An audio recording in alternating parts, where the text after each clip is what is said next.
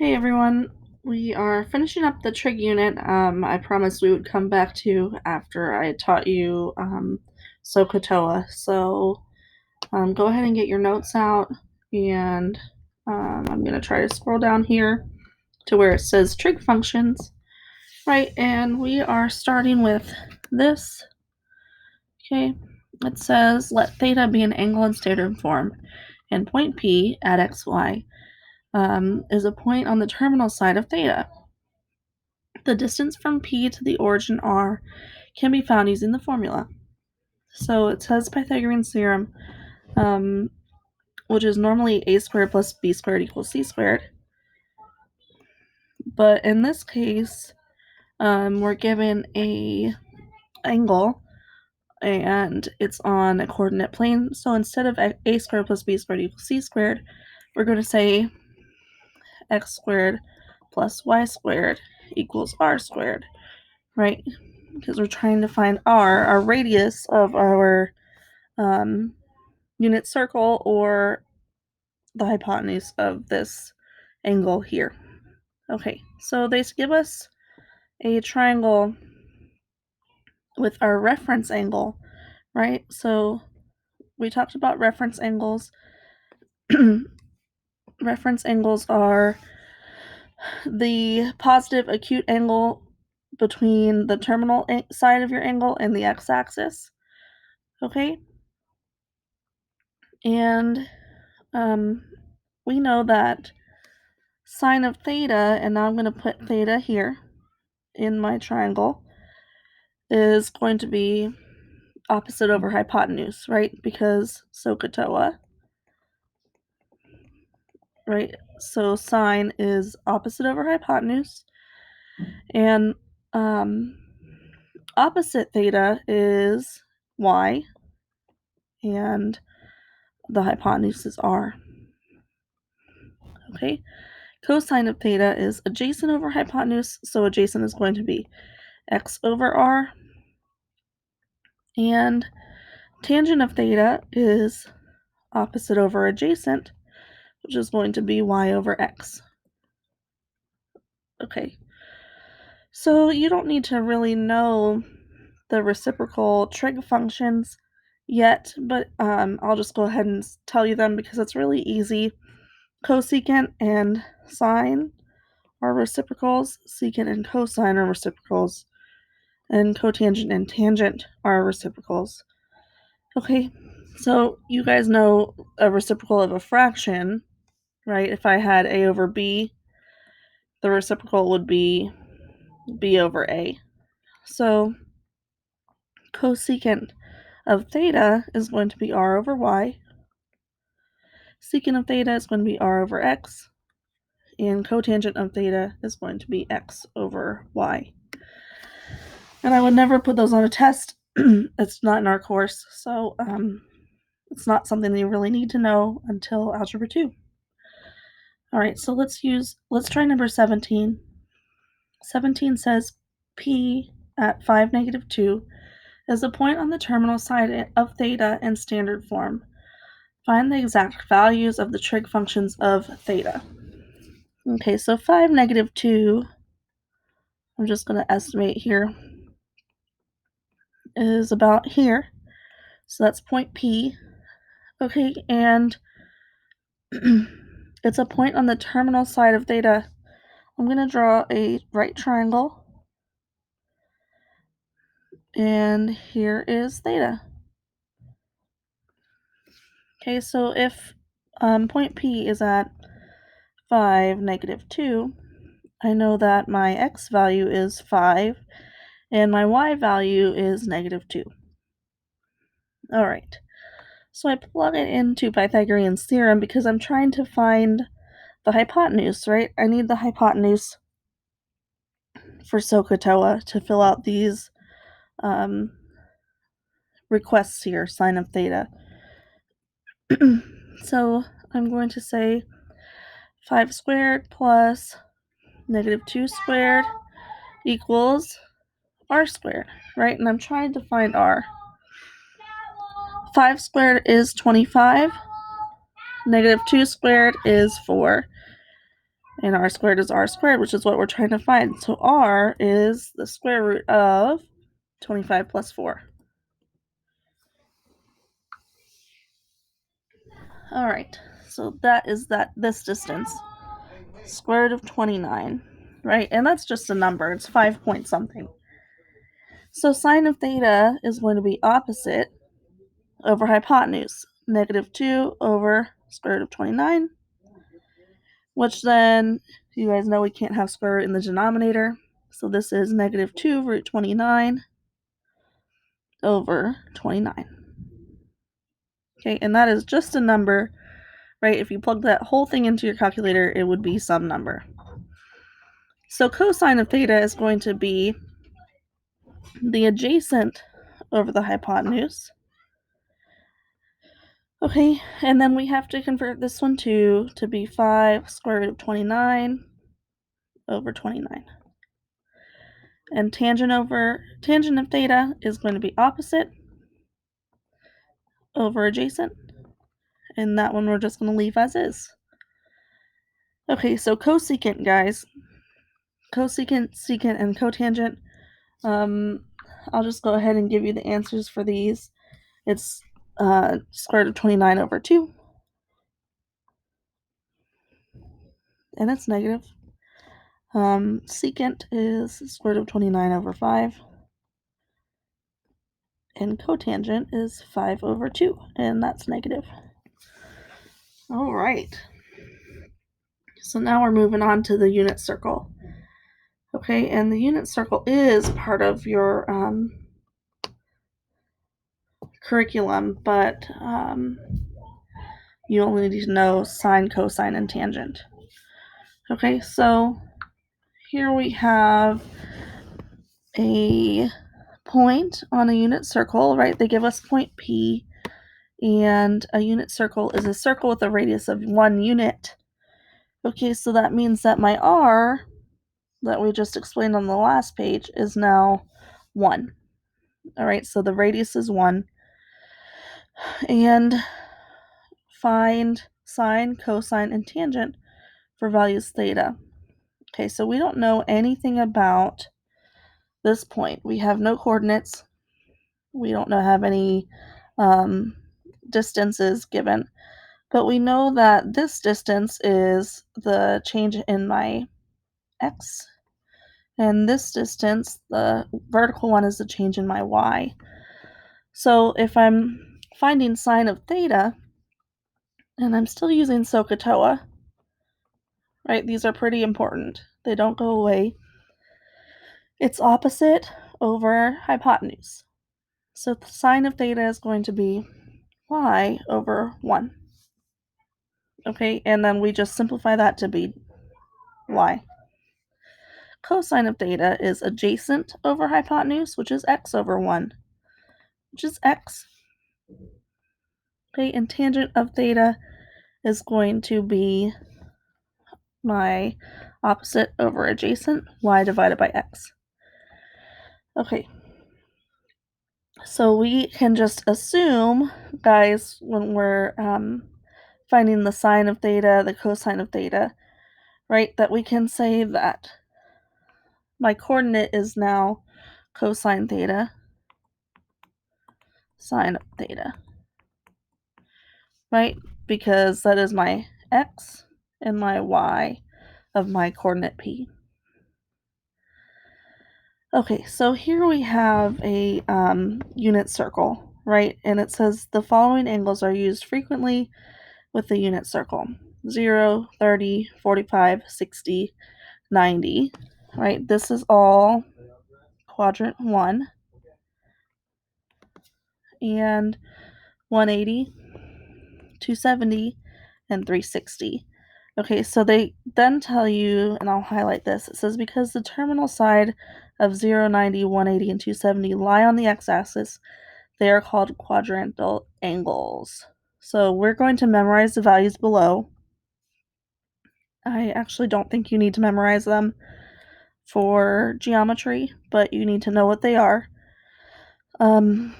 So I'm going to show you how to derive them. Okay. So let me scoot over here and we'll talk about a unit circle. So here is a poorly drawn coordinate plane with a poorly drawn circle with a radius of 1, right? Okay, so if I know that my initial side, my initial angle is at 0.0, right? One full rotation would be from 0 to 2 pi, right? Okay, and the way that we prove that geometrically is we say that the circumference equals 2 times pi times the radius. Okay, that's a formula that you should know. And in this case, our unit circle, the radius is 1. So the circumference equals 2 pi, right? That tells us that our starting and ending point is 2 pi. So if we're going halfway, we're going pi, right? 2 pi divided by 2 is just pi. Okay? So if we're going a quarter of the way, and I'll erase this, you don't have to write it down. A quarter of the way is going to be pi divided by 2, right? Because if I'm going halfway, this is pi, so a quarter of the way is pi divided by 2. All right? And so if I'm going 3/4 of the way, that would be pi plus pi over 2, which is 3 pi over 2. Okay, and these are ones that you should know. They're our most common, right? So this is 90 degrees. And this is 180, and this is 270. Okay, and this is 0 and 360. Okay, so now let me erase some of this. I'm going to show you how to derive some of the points on a unit circle. If I am going 45 degrees, okay, that's halfway between 0 and 90, and I think I drew it pretty good here. I know that my radius is 1, right? That doesn't change. Okay, but I don't know anything about my change in my x and my change in my y. So I'm trying to find this coordinate here. Okay, and we can do this using trig. I have angle theta, right? And it's actually not using trig, it's using geometry, using Pythagorean theorem. Well, if this is a 45, 45, 90, right? Because I just told you I'm going halfway from 0 to 90. So this degree measure is 45. Okay, I made a right triangle, so this angle has to be 45. Okay, that makes my x and my y the same because I have two congruent angles in a triangle. I have to have two congruent sides. Okay, so instead of maybe saying x and y, I'll put length and length. Okay, and I'll use Pythagorean theorem. I'll say L squared plus L squared equals 1 squared. Okay, so L squared plus L squared is 2L squared, and 1 squared is 1. So I divide both sides by 2, right, and I get L squared equals 1/2. And then to get L by itself, which is what I'm looking for my change in my x and my change in my y, I would take the square root. These cancel and I get the length is equal to the square root of 1 over the square root of 2, which is 1 over the square root of 2. All right, well, this is where the geometry comes in. So in geometry, you learn that you can't have a square root in the denominator. So this converts to 1 times the square root of 2 over 2, which is just written as root 2 over 2, right? Because 1 times anything is itself. So here we go. If the change in my x is square root of 2 over 2, and the change of my y is square root of 2 over 2, okay, then this coordinate is going to be root 2 over 2, root 2 over 2. Okay, so that is this point right here, square root of 2 over 2, square root of 2 over 2 on my unit circle. All right, so I know that was a lot. Are you ready? Because now we're going to do it with 60 degrees. Okay. So here we go. My unit circle. And poorly drawn coordinate plane, poorly drawn unit circle. Well, 60 is going to be about here. Okay. And 60 degrees, if you were to divide pi into 3 pieces, right? Because I'm thinking 180 divided by 3, right? This will give me 120 and 60. Okay, so pi divided by 3 is equivalent to 60 degrees. All right, and so here's my 60 degree angle. My radius, again, is 1. And I don't know anything about my x or my y. But I do know that this angle is 60 degrees and this angle is 90. So that makes this one have to be 30. All right. So I'm going to go ahead and draw this larger. We have a 30, 60, 90 triangle. All right, and deriving the points for 60 degrees is a little bit trickier. You have to get a little more creative with this. Okay, so we know that our radius is 1, and we can't use Pythagorean Theorem because we don't know anything about either of the sides. But we can go ahead and say, all right, let's go ahead and double this triangle. It's like we're reflecting it, right? So that we have a 90 degree angle here with a linear pair. Okay, this would be 60, and this one is 30. Okay, so now I have an equilateral, and an equiangular triangle. I don't know. Euler triangle. Okay. So what that means is because I have three angles that are all the same, I have to have 3 sides that are all the same.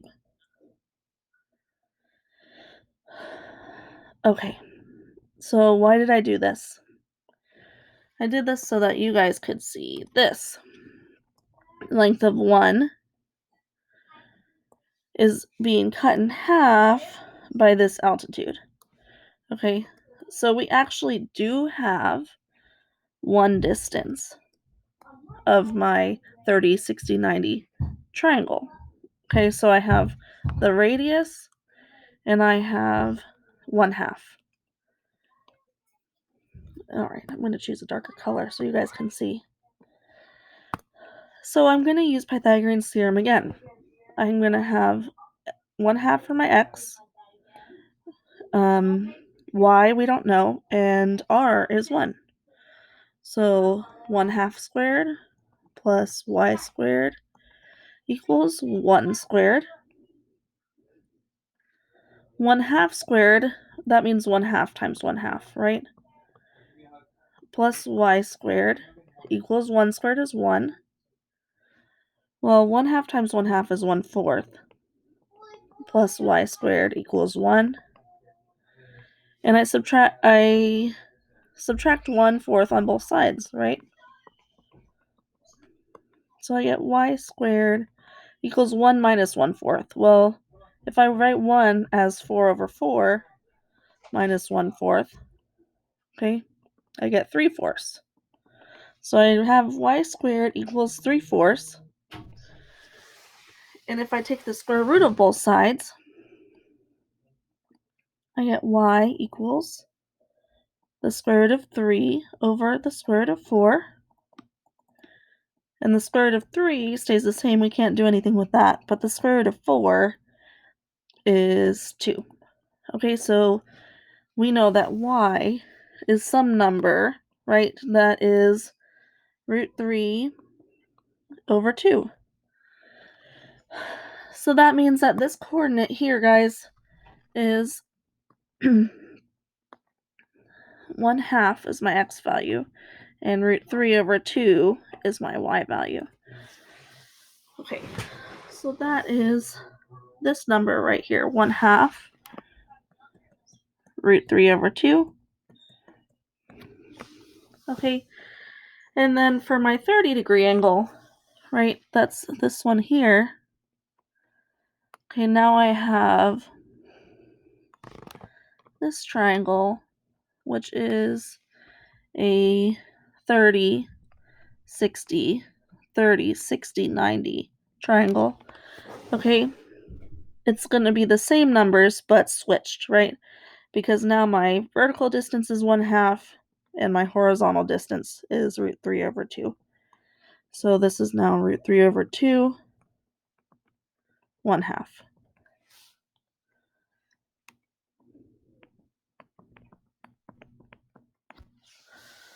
All right, and it's good to know these, but you'll get to a point where you just memorize them. All right, so radians, right? We know we have our 0 or 2 pi radians is 0. Okay, so if we're looking at this point at 0 or 360, okay, and maybe it would be helpful for me to draw it over here. So this point right here at 0 or 360, that is 1, 0. Sorry, said the wrong thing. 1, 0. All right. So for sine, right, we determined that sine was our y, right? We did that up here. And cosine is our x. And tangent is y over x. Let's use that to find point P. And I'll change colors. So here we go. So in radians, this is 0 or 2 pi, but the answer key just says 0, so that's what I'm going to use. Okay, my sine of theta is my y. So at this point, 1, 0, y is 0. X is 1. And tangent would be y over x. Well, y is 0, x is 1, and 0 divided by 1 is 0. So this point is 1, 0. All right. So at 30 degrees, okay, we could figure out that 30 degrees is pi over 6, right? Well, you know how to convert degrees to radians, but I'm just going to tell you for the sake of saving time. 30 degrees is pi over 6, and we already figured that out, right? That's over here. That sine is my y, 1/2. Cosine is my x, root 3 over 2. And so y divided by x, oh boy. It looks like we're dividing fractions. So I'm going to use the traditional dividing fraction way because I don't have a lot of room. I guess I could zoom in. If I wanted to do square root of 3 over 2 divided by 1/2, right? And I want to get rid of this denominator fraction, I would multiply the numerator and denominator by 2 over 1. Okay, which I think works the same way as if I were to do it standard dividing fractions with keep, change, flip. So this is square root of 3 over 1. Hopefully you guys saw that.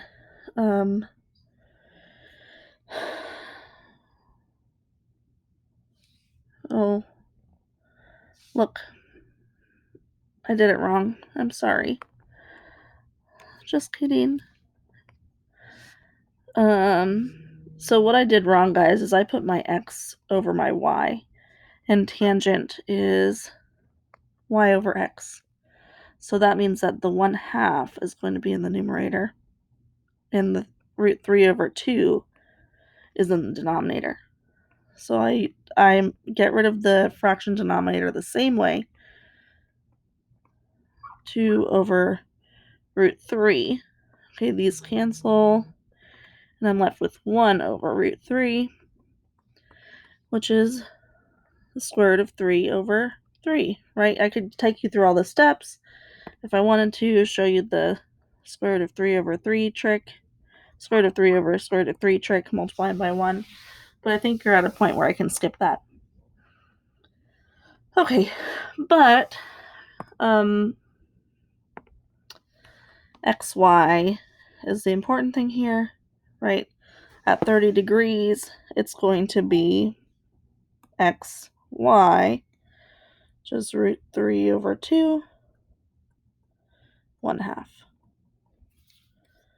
And I hope you think this is cool. I always liked trig, so I'm kind of nerding out, even though I don't really feel good. All right, so 45 degrees is pi over 4. And we figured out pi over 4 over here was square root of 2 over 2 for both x and y.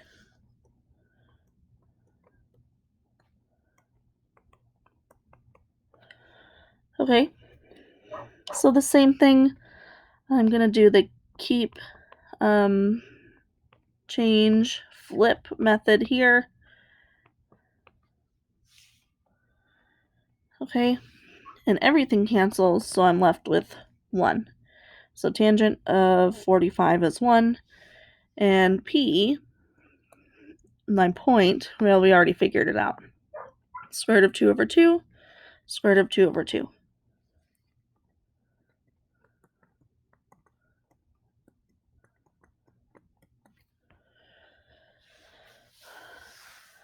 All right, 60 degrees is pi over 3. Okay, and we know it's the reciprocal of 30, so it's square root of 3 over 2, 1/2. All right, and that means that if I have my y divided by my x, okay, then it's going to be times 2 over 1. Right, these cancel, and I'm left with square root of 3 over 1, which is the square root of 3. So tangent is root 3, and point P, my y is root 3, my x. Cosine is 1/2. My y is root 3 over 2. Okay. So 90 degrees, I have my unit circle. 90 is up here.